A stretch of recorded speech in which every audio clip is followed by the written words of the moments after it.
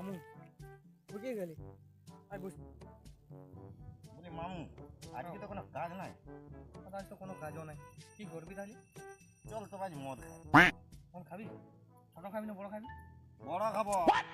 বড় খালি তো বাবা মা এখানে অত পুঁজি নাই যে রে, তুই কি করবি? তাহলে চ ছেলেগুলাকে দেখি ওখানে যে বনে মাতাল আছে। আছে মাথা হুম। চ তাহলে।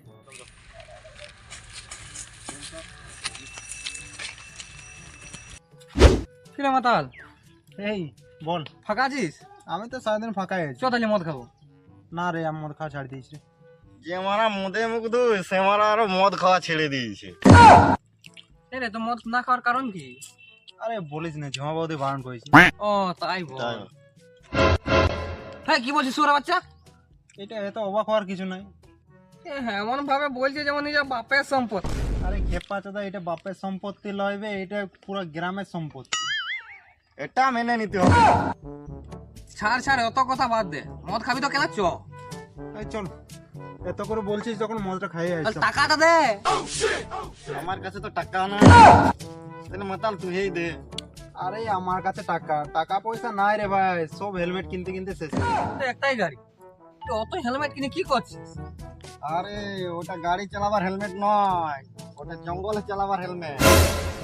হ্যাঁ হ্যাঁ বুঝেছি, তোকে আর বেশি গান পাকাও মারতে হবে না। কেলা মদ খাবি তো টাকা দে। কেলা সব কটা যে মানে কিপটা রাজা কেলা। আমার এখানে 500 টাকা আছে, যা কেলা নিয়ে আয় এনে দু লোকে যা। দাঁড়া দাঁড়া, আমার কাছে মনে হয় 10 টাকা ছিল বাঁচে, বুঝতে পারলি? হেলমেট কেনার পর বাঁচেছে এইটা। এই চল তবে, চল। হ্যাঁ জলদি করে যা, তাড়াতাড়ি আসবি। এই তাড়াতাড়ি আসবি। একদম। আচ্ছা ঠিক আছে না। তাড়াতাড়ি করে আসবি, এখানে বসে আছি। ছেলেগুলো তো মদ আনতে চলে গেল। টাকা ফোন ব্যাক করে দেখি।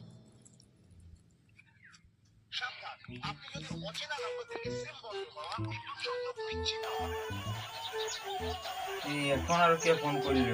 হ্যালো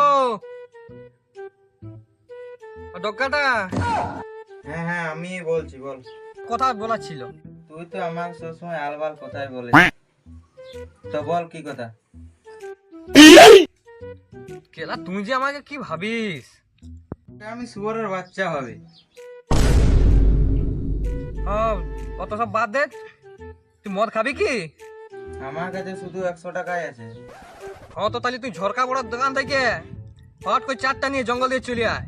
হ্যাঁ হ্যাঁ আমি যাচ্ছি।